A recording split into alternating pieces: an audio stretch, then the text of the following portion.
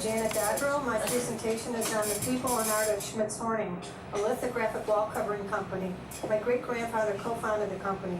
The papers were inexpensive, but today sell for hundreds and thousands. Hugo Max Schmitz, my great-grandfather, was an artist who came to Cleveland in his 30s in the late 1800s. He married a society lady in 1902. They lived in East Cleveland and in University Heights. He was a member of Cleveland's art club that met in City Hall. In one of these paintings, he painted a cleaning girl from a New York City office building which won an award at an exhibit at the Metropolitan. At lower right is a portrait of my great-grandmother. The terrace painting is an early work. Around 1905, Schmitz Horning was founded by him and William Horning. They rented space at the Whitney Power Building. In 1906, a patent was registered for the frieze with their salesman Warren Cox. It would take 2 years to complete the plates for a single scenic. The company moved to their own building at 777 East 82nd Street, north on Ansel near Gordon Park. The picture at left was taken around 1925. In 2011, I discovered on Google Street View that the building was still intact and well maintained. 2 months later, before I had a chance to drive by, it burned to the ground. They had two 43 by 83 inch hand-fed lithographic presses printing from zinc plates. The presses were the largest in the world, and only 3 were built. They started out as a lithographic poster company. The company offered high-end murals printed in oil-based colored inks on high-quality paper that were fully washable and didn't fade. Hugo honeymooned in Venice. His watercolor became a wallpaper pattern. He was rated one of the best lithocrayon artists in the industry. Horning left around 1920 but worked as a lithographer. Hugo loved weekend drives to the country and died in a car crash in 1938. Here he is with his grandson Hugo II in 1937, still alive today. His son Warren took over the company after he died. This 1932 copyright is for the slogan, "Outside is the house, the inside is the home." The wallpaper was used in public places like hotels, office buildings, bars, schools, and in higher class homes. This pattern is called June Day. The sample on the left sidebar is a panel of the actual paper. The 3 illustrations at center are beautifully illustrated interiors from the catalog. On right is an original panel in watercolor on board. The lithographers used to hang them up while they transferred them to plate. Lotus Garden is this pattern. See the detail in the original design. I had not seen any of the original designs until 2011. The catalog's illustrator's name is B.E. Sutton, who illustrated these interiors in color variations.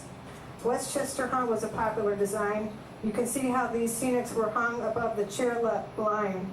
Sets were built and wallpaper hung for photography purposes. The pattern appeared in the dining room of the family of Warren Cox, the company's original salesman. The company produced small-scale salesman samples prior to that they took long rolls to sales calls. The same high-quality inks and papers were used.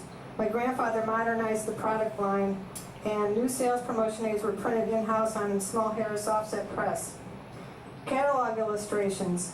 The company brands were San Chromura, which I believe stood for sanitary or washable chromolith mural. And they dropped, and the other one was Chromura.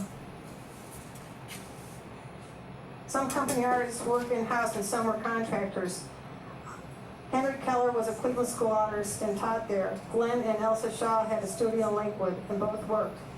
Paul Munier was a litho artist who worked there 11 years and became owner at R.E. May, a plate-making company still on East 24th Street.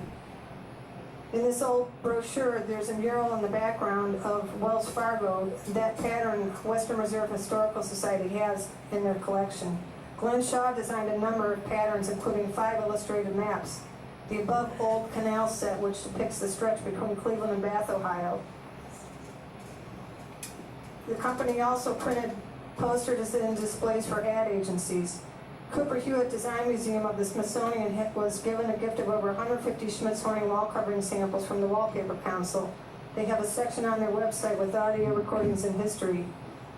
Catalogs are in collections of the Smithsonian, Central Michigan U, Kent State, and the Ohio Historical Society.